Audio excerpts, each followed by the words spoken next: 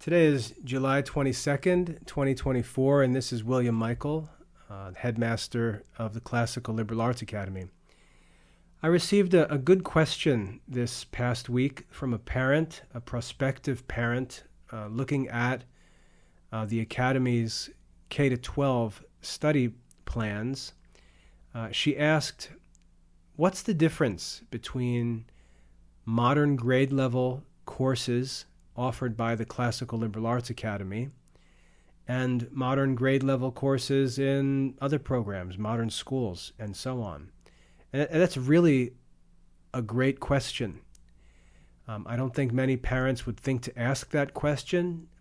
Maybe they assume that there's no real difference, but there actually is a very significant difference. And I'm happy that the question came in and prompted me to talk about it a little bit. As you know, the Classical Liberal Arts Academy, our mission is to research, restore, publish, and teach the classical liberal arts. And yet we're doing that in a historical context where our students are all subject to compulsory education laws. So we've got this real burden to bear and this challenge to figure out. We've got to give to Caesar what is Caesar's, as I always say. We've got to obey the laws and fulfill legal requirements for education. But we can't allow that to become an excuse to just ignore real classical Catholic studies. We can't just ignore spiritual formation, intellectual formation. We can't ignore philosophical studies, ignore the study of the liberal arts, and so on. We can't ignore human education because we've got these goofy political grade level requirements. So we've got a real challenge as Christians to satisfy the requirements of compulsory education laws, while at the same time making sure that we complete classical Catholic studies. And that's the challenge that I have as the headmaster of the Classical Liberal Arts Academy. I can't just goof around and play with classical studies. I can't just fool around and talk about Catholic catechesis and theology and stuff like that, because of the context that we live in. Our students have to satisfy modern school requirements, and they've also got to pursue wisdom. They've also got to study the classical liberal arts. They've also got to study classical philosophy and Catholic theology, the humanities, and so on.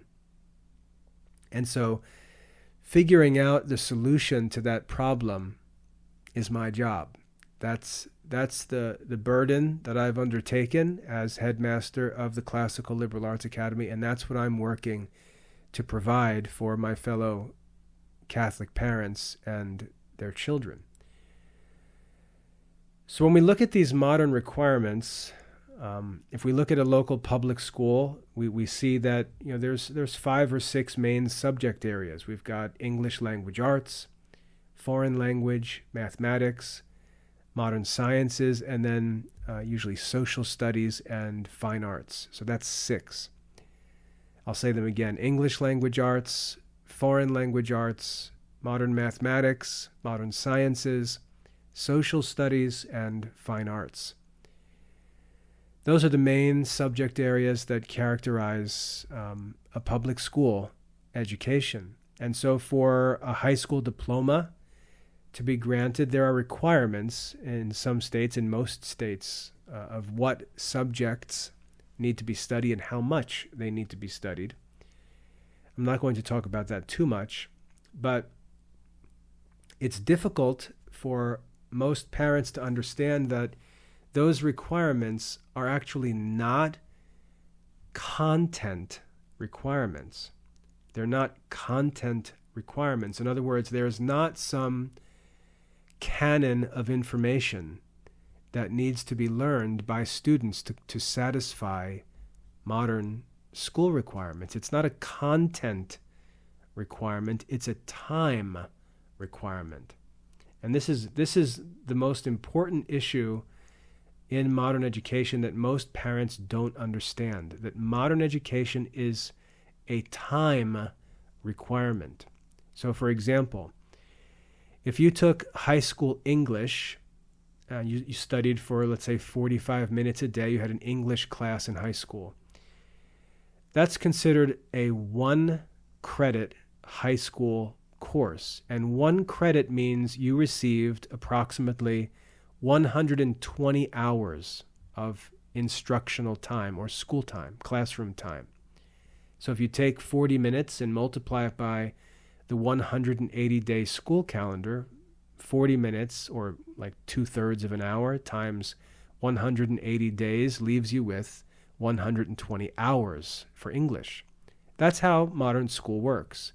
So it's 120 hours for English, 120 hours for foreign language, 120 hours for math, 120 hours for science, 120 hours for social studies, and so on. That's what's required by modern grade level standards.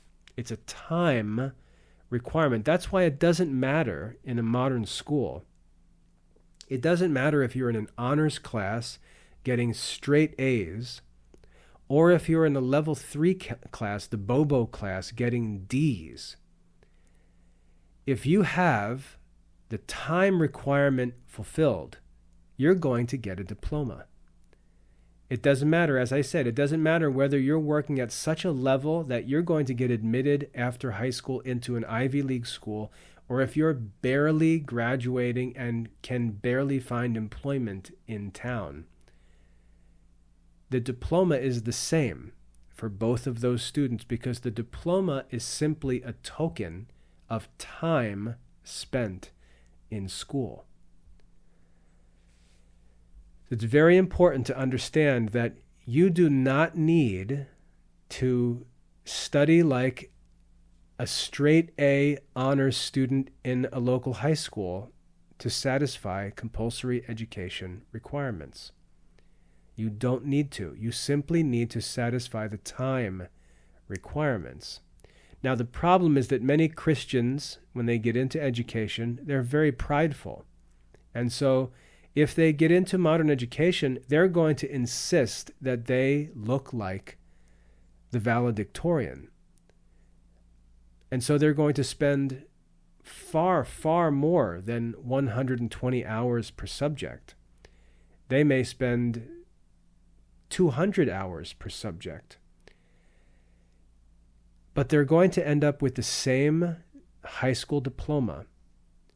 And they're going to do that at the expense of other more important subjects that they've neglected. So rather than be a sign of honor, that they've spent so much time and so much energy and usually so much money in their modern studies that they've accomplished these modern accolades, instead of it being a sign of honor, it's actually a sign of foolishness because they've done so at the expense of more sublime, more important studies.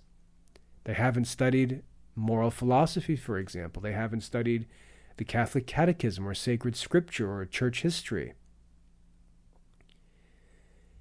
And so there are many Christian families boasting of modern school achievements who ignore the fact that they are not actually giving their children a Catholic education, at least as Catholic education would be described by doctors and saints of the church or wise men throughout history. So in the Classical Liberal Arts Academy, I have a different set of concerns. My concern is to give Caesar what is Caesar's, and that's said in the context of taxes. And what do we do with respect to taxes? We don't boast that we've paid more taxes than other people. We don't boast about how much more we paid in taxes. We study carefully to find out what the minimum amount of tax is that's required for us to satisfy our obligations.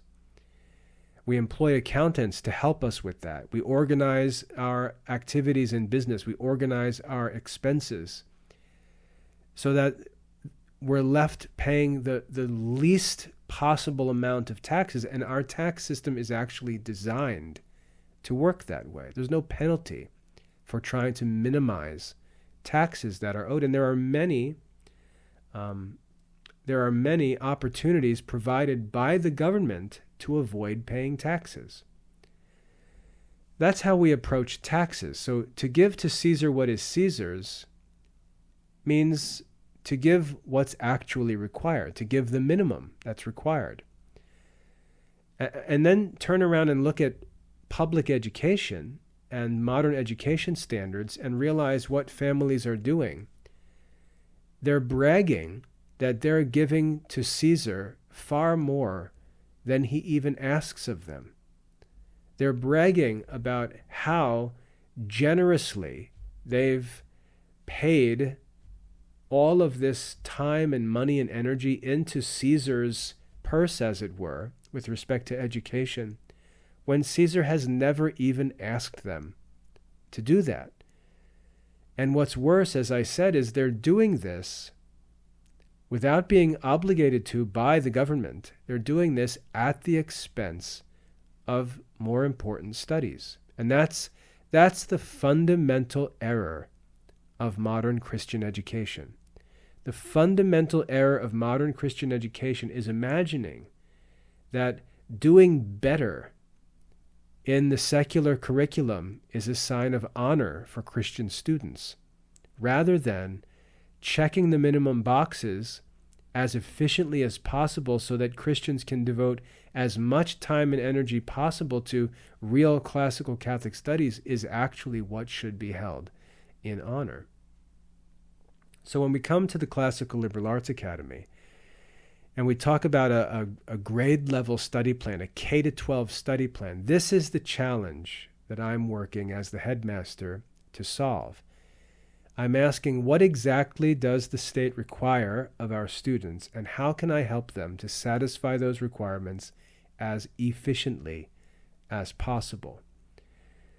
I'm sort of like an accountant trying to help a business owner figure out how to save the most money possible on taxes owed. So that's the challenge, I think, for a Christian school administrator.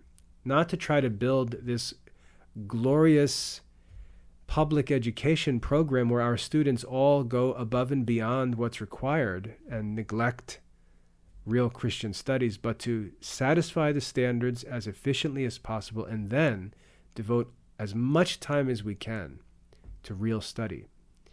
So that's the challenge that we face. Now, when I look at the modern requirements, one of the things that drives me crazy, especially with the homeschool community, but it's also true in a private school community, is that they take modern school requirements and then they act as if there's some great reward for mastering these requirements. So, for example, we'll see that kindergarten students should learn, let's say, to count to 100. So there's this basic modern grade level requirement. Kindergarten students should be able to count to 100. And we'll watch as private schools and homeschool parents then go crazy making a big fuss about the study of counting. They'll be buying all kinds of products and they'll have videos and manipulatives and all kinds of school equipment and an abacus and all of these different cards and blocks and all of this stuff, hundreds and hundreds of dollars, making this huge, expensive, time-consuming project out of what really is a very simple requirement. Your children need to learn to count to 100. You know how you could do that? You can simply recite the numbers with your children counting from 1 to 100. You can simply give them $1's worth of pennies and have them count them over and over and over again so that they learn to count to 100. And you know what that costs? It costs $1. But what we see is this culture where teachers and homeschool parents actually make what I'd call a Rube Goldberg project. If you don't know what Rube Goldberg is, look it up. Rube Goldberg are these funny scientific projects where they build these ridiculously complicated contraptions to accomplish some very, very basic function. Modern schools and homeschools have basically fallen in love with the idea of building Rube Goldberg projects out of the most basic academic concepts and skills. And parents spend all their time talking about these things. How are you teaching phonics? How are you teaching spelling? Oh, listen to what I do to teach my kids spelling. We bought this big set of blocks and we wrote the letters on all the blocks, and we've got and they're talking about something that can be taught with a piece of paper and a pencil, and just gotten out of the way as efficiently as possible. And this is the foolishness of modern education, and people dealing with these compulsory education requirements in the most inefficient ways possible, just making these complex projects out of these things because they imagine or act like they've got nothing better to do, when in fact there is much, much better to do. And we need to get the basic requirements done as efficiently as possible. So when I look at the challenges of the grade level curriculum requirements, what I'm asking as the headmaster of the Classical Liberal Arts Academy is, how can I provide my students with the opportunity to satisfy this requirement as efficiently as possible? That's what I'm thinking. How can I allow my students, how can I give my students the opportunity to fulfill these requirements as efficiently as possible, so that they can have the opportunity to devote as much time as possible to classical Catholic studies, to devote a significant amount of time that's sufficient to actually make progress in classical Catholic studies. That's the challenge I face as a school headmaster. So when I look at all the options that are available for how we can teach reading or writing or literature or mathematics, science, history, and so on, I see all the options. I know all the different philosophies and strategies. I know all the different catalogs and products and so on. But I'm not looking for something that's cool. I'm not looking for something that's fun. I'm not looking for something that the kids think is neat. I'm looking at what can get us through these requirements as efficiently as possible, because I take responsibility for classical Catholic studies.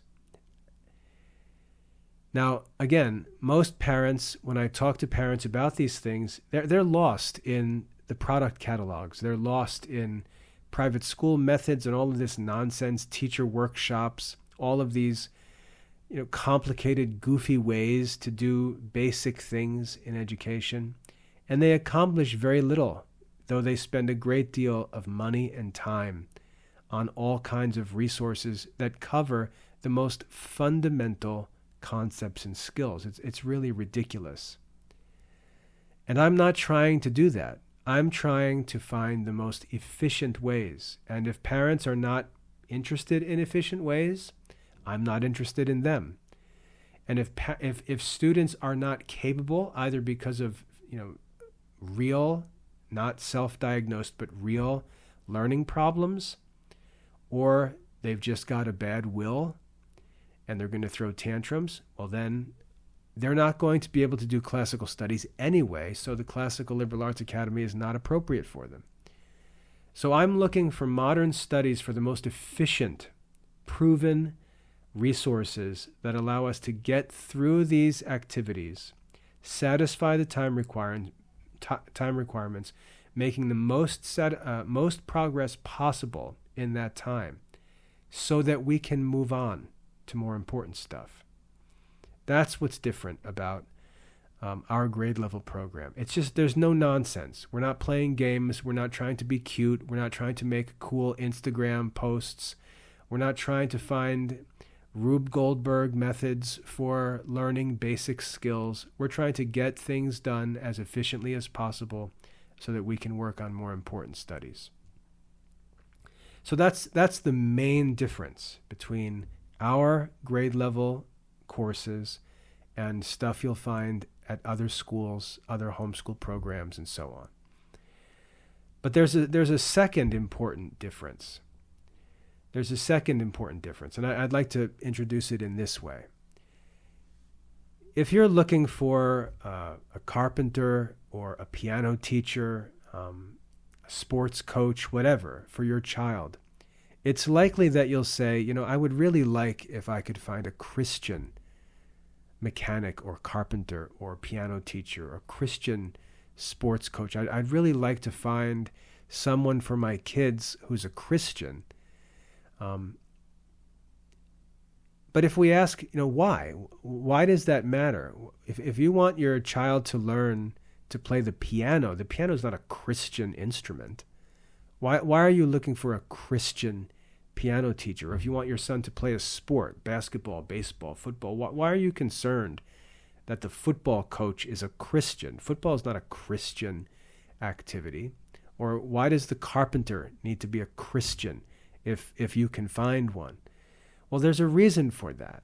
There's actually a number of reasons for that. One reason is we want to know that a person that we work with is a God-fearing person. We want to know that they are morally upright and honest, that they fear God and seek to keep his commandments. We don't want people who are dishonest and godless, treacherous and deceitful. We don't want people involved in our families who would do harmful things, like a coach who would molest one of our kids or something like that because he's an immoral, godless person. So we're concerned about the religious, convictions and background of people in areas that really aren't religious. We're concerned about that for the sake of the culture, for the sake of safety and other concerns that we have. We'd like to know that there's a carpenter or a mechanic or a baseball coach or a piano teacher who's a Christian, that we share common faith with, that we share a common worldview with, that we can trust, at least to some degree. So it's reasonable for us to seek a Christian expert in whatever field we need help with. We want them to share our culture. We want them to share our knowledge. We want them to share our way of thinking. We want them to share our principles. So we seek someone, even in secular affairs, that shares our faith. And it's because we believe that even though our faith doesn't directly relate to these different areas of life, there certainly is an indirect effect, because these coaches or piano teachers or craftsmen understand our deeper convictions and goals in life. So for example, if my son plays a sport, I don't want a coach who's going to be tearing into my son with foul language when he makes a bad play. I don't want a coach who encourages or requires the kids to take Sunday afternoon to practice, or threatens to not allow them to play if they don't come to Sunday practices. I want a coach who understands that playing this sport is great, but it's just one part of our life, and it's certainly not a top priority. So that's what we're looking for. We're looking for a carpenter who's not going to cheat or lie or break code requirements because he's going to wink at us as if it's cool to just ignore the law and do it in a cheaper or easier way. We don't want that. We want a conscientious craftsman working on things. We want a piano teacher who can teach our kids to play hymns or to play the organ, to play church music, and so on. We don't want our kids playing, some secular music on the piano. That's not why we're seeking piano lessons. So we seek someone who shares our faith because they share our convictions, they share principles, they share goals, they share these basic ideas that we're concerned about as being more important than the thing itself. Well, when we come to modern school subjects, when we come to English language arts or modern mathematics or foreign language or science and history. The same thing is true. We're concerned with the same thing. So if you say, well, who cares if your math teacher is a Christian? Mathematics is not a Christian subject. That's really an ignorant statement. Because mathematics, if we go back into ancient philosophy, there was no separation between the pursuit of a knowledge of God through philosophy and the understanding of mathematics, because they understood that mathematics is sort of the divine science by which all of creation is ordered. There was no distinction between religion and mathematics. In fact, what makes mathematics particularly interesting is the fact that God seems to think and work mathematically. And so it adds dignity to a field of study when we think about its relationship to God. And it certainly matters that the source materials that we study in all subjects, not just religion itself, but all subjects, it's important that all subjects have at their foundation true philosophy and true religion. And so when we have to look through different source materials, different texts we can study and so on, it certainly matters whether the authors of these texts share our religious convictions, share our philosophical principles, share our goals, share our values, and so on. It certainly matters. And most parents ignore these sorts of things. Whereas when I work as the headmaster of the Classical Liberal Arts Academy and I look at all of the different subjects, I am certainly concerned that the authors of these textbooks share my convictions, because they do matter and they are influential. Ideas do have consequences. There's no such thing as a neutral subject. Anyone who says that is crazy. There's no such thing as a neutral subject. So when I choose a book for something like English reading or English literature or English composition, arithmetic, geometry, algebra, calculus, biology, physics, chemistry, and so on, I am concerned that the source of these study materials, the authors and so on, either share my convictions or respect my convictions. They either share my convictions or they respect my convictions. So I'm looking for study materials that are efficient, as I mentioned before. But I'm also looking for study materials where the authors of the study materials share my convictions. So I'm doing the work as the headmaster of the program. I'm doing the work to sort through all of the available study materials, to sort through all of the options, and find those which are most compatible with our Catholic convictions, with our Catholic worldview, our Catholic goals in education, and so on. And many times I need to go back a century or more to find authors on these subjects who do in fact share our convictions, or at least understand them and respect them. And so you'll find study materials in the Classical Liberal Arts Academy that are published in the 1800s, 1900s, 1500s, and so on, because the convictions need to be either shared or respected by the authors. There are some places, however, where I don't concern myself with that so much, because the subject itself is controversial and needs to be studied critically. So, for example, when we get to high school biology, we're immediately introduced to the question of evolution. Now, I could go and find a high school textbook that just ignores evolution completely. Some Christian science textbook that ignores evolution and teaches what's called creation science. But there's a problem with that. The reason why we're studying science in the first place is not because we need to study modern biology to understand the Catholic faith. We don't. So there's no direct Christian need to study modern biology. We're studying biology because it's required for modern college admission or modern careers in the natural sciences or in health sciences and so on, engineering, whatever. If we're studying to prepare to engage in the secular world, in the secular market, then we've got to learn about the ideas that we're going to encounter in that field.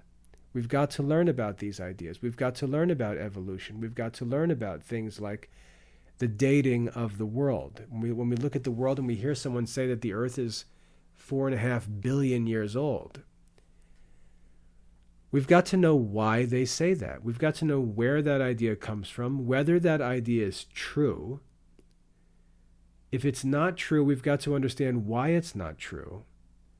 And if it's possible that it is true, we've got to consider whether it can be reconciled with our faith or not. So I want students, especially at the high school level, I want students to engage with those ideas and study those subjects critically. I don't want them to be sheltered from very popular modern ideas, but I want them to study them. I want them to ask questions. I want them to discuss them. I want them to feel free to object to them or raise an argument against them, and so on.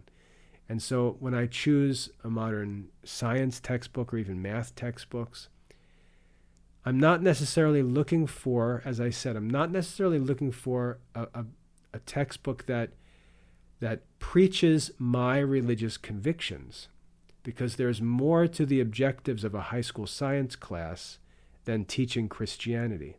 And as I said, we're not teaching our kids biology or physics or chemistry because we want to make them Christians. We're teaching them modern subjects normally because we're trying to help prepare them for modern occupations. And so they've got to be familiar with popular ideas in modern secular society, ideas they're going to encounter in the market, at the university, and so on. So I want to introduce students to some of those ideas. And I think it's good to shelter students from some things, but I think that it's ultimately counterproductive to shelter them from other things at other times in certain subject areas. So it's complicated business, these things. It's a challenging work, especially with younger students, elementary students. They need to be protected from false teaching. They need to be protected from immorality. They need to be given, like St. Paul says, the pure milk of the word. They need to be given clean, pure teaching. We've got to be very careful with the youngest students. But as they get older, especially when they get to confirmation age, they should start to toughen up mentally and morally, and they should be challenged. I would even say that the principal grace that's sought in the sacrament of confirmation is fortitude, is sort of a divinely inspired courage. If you study the book of Acts, for example, if you look at the apostles before and after Pentecost, the fundamental difference of the pre-confirmed and post-confirmed Christian is the virtue of courage.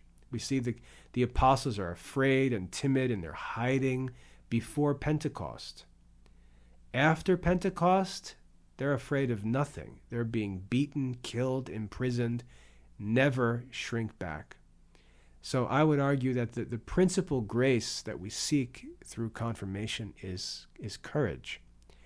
And by the time kids are in high school studies, they should be growing in that independence where they can take on more challenging issues. They can read contrary views. They can hear opposing arguments and objections and deal with them and learn to deal with them in a context where they're not taught to be afraid of things, but to think about them and to question them and examine them and consider them and hold them accountable to truth, that things they know are true.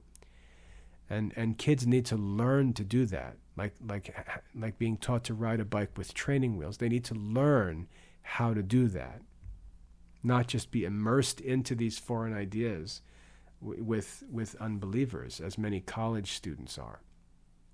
So I want to introduce kids to some ideas, some contrary ideas at certain times in appropriate subjects, but then I don't want to introduce kids to other inappropriate ideas at improper times in improper subjects. So it's, as I said, it's a complicated challenge, and this is what I think I offer to Catholic parents is responsible and very careful weighing of different options with respect to study materials to assemble a complete K-12 study program that can be effective.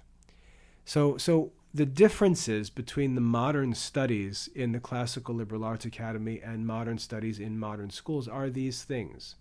First, they relate to efficiency, how efficiently we can get through the required subjects and make the best possible use of the required time that's associated with modern schooling. And secondly, whether or not the study materials agree with or at least respect our fundamental beliefs and values as Catholic families. So those are the differences. Another way I would present it is, imagine if we had men and women who belonged to our culture, our community, who just understood our language, understood our convictions, understood Catholic life, understood Catholic culture, understood the lives of the saints, and so on. If those people would write math books, science books, history books, philosophy books, theology books, foreign language textbooks, English grammar textbooks, on and on, it would be comforting to know that the authors of those textbooks know what we know, that they share our culture, that they understand our culture. Not that they would necessarily just hijack these subjects to teach our culture, because that's not what we need. But that they would at least know what we know and understand it, so that they could discern as they teach the subjects whether something is incompatible with what we believe, or whether something could be reconciled or is helpful to be studied in light of our beliefs. So it's good just to know that the textbook authors know. And I'll give you an example. At the high school level, we have a logic course, and this logic textbook is written by a bishop, not a Roman Catholic bishop, but a bishop in the Church of Ireland named Richard Whatley. Now, when we look at this logic textbook, I look for a couple of things. First of all, I look to see whether this logic textbook teaches Aristotelian logic. And I find that Dr. Whatley is an Aristotelian. So I say, great, this is a good logic textbook because the author understands Aristotelian logic. So that's the first thing. I look at it from a philosophical perspective to make sure it's accurate, it's true in light of good philosophy. But then I learn more about the author. I learn more about Richard Whatley, and I find that Richard Whatley was or had a relationship with St. John Henry Newman in history. St. John Henry Newman actually studied under Dr. Richard Whatley, who wrote the logic textbook that we use in the Classical Liberal Arts Academy, and St. John Henry Newman credits Dr. Whatley with his own intellectual formation and said that he was one of the most important influences on his ability to think and communicate clearly. And St. John Henry Newman is famous for his ability to think reasonably and communicate eloquently. And he attributed those skills to this man, Dr. Richard Whatley, who is the author of the textbook that we study in our logic and rhetoric courses in the academy. Now, that's the kind of thing I look for. So not only is his philosophy sound, but he's got a connection to our Catholic community, the communion of saints even. And that gives me confidence in the quality of his teaching. And there are many issues like that throughout our curriculum where I dug into the history of the author and his influence, and so on. So those things are significant. So there's a lot behind the selection of these study materials. Some will object to something like the McGuffey's readers in our elementary program. They'll say, "Oh, why are you using this Protestant textbook series? Why don't you use the Catholic readers instead?" Well, I can tell you a couple reasons why. First of all, the Catholic readers are difficult to find as a complete set of books, and I'm looking for digital copies of books. So the first problem is availability or accessibility. The second problem is that as far as readers are concerned, as far as teaching reading is concerned, the Catholic readers are not as effective as the McGuffey readers. So they're just not as good as readers. Again, the content may be nice, but the primary role of the readers is not to just give our kids nice stories to read. It's actually to teach them to read well. So that's the real concern with a reader. Not, are the stories Catholic? I mean, I could buy my kids 50 books filled with Catholic stories. That's not the purpose of a reader. The purpose of a reader is to help students learn to read by leading them one level at a time through difficulty in reading skills. The Catholic readers are not as effective as readers as the McGuffey readers. Secondly, there's some misunderstanding concerning the McGuffey readers because originally the first edition of McGuffey readers were known to be very Protestantish. They had a Protestant bias in them, a Protestant slant. But the version of the McGuffey readers that we use in our program is actually a second revised edition where a lot or all of that Protestant influence was removed. And so those Protestant criticisms of the McGuffey readers don't even apply to the edition that we use in the Academy. So all I'm saying is, give me the benefit of the doubt that I take this work seriously and choose every piece of our curriculum for substantial reasons, not just shallow reasons, not because the books have Catholic pictures or they were written by Catholic authors. Those things are great if all of the other qualities are also present. But I'm not going to necessarily pick a book by a Catholic just because it's by a Catholic when the philosophical foundations or the quality of the book itself is inferior to something else that's available. So there are a lot of issues to consider, and I've been doing this for 25 years. I'm aware of all of the options that are available, and I think that what I've assembled in the Classical Liberal Arts Academy, especially with respect to modern studies, is a collection of the best available resources for a number of different criteria. Accessibility, affordability, the quality of the actual teaching in the book relative to the subject that it's supposed to treat, the author, the author's background, the author's own convictions, the quality of the author's work, and so on. Lots of different issues. And then efficiency also, how efficiently a certain textbook or resource leads students through the subject. So there's lots of issues, and few of these are considered in modern schools, and I would say that that's what's different between the modern grade level studies in the Classical Liberal Arts Academy and modern grade level studies in other programs. Now, there are other Christian programs, other Catholic programs, but sometimes I think that the criteria for choosing study materials is too shallow. For example, I can go to a Christian homeschool catalog and they can say, we've got Christian science textbooks. And what they've really done is create these overly simplified, silly science books that just talk about God on every page. And that's really not what we need from a science textbook, especially for high school students.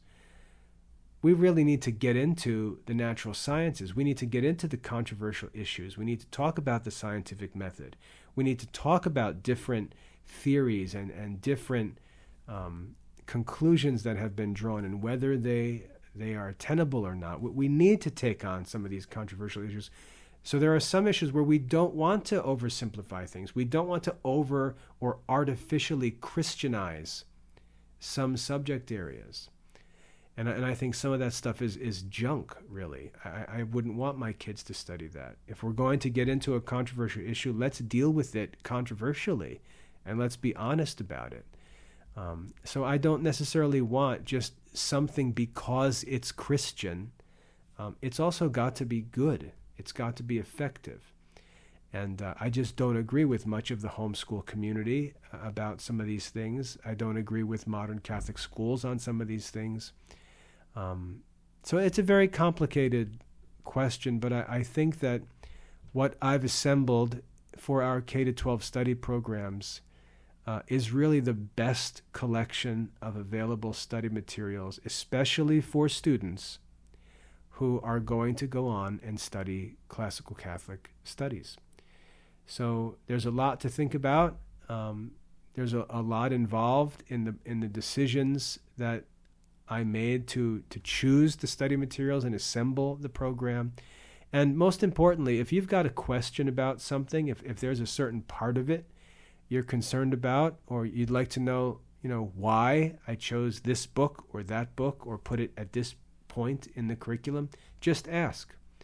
I'm very comfortable and happy to talk about these things. I respect your desire to know why we're using this book, or to know why you should use this book or that book.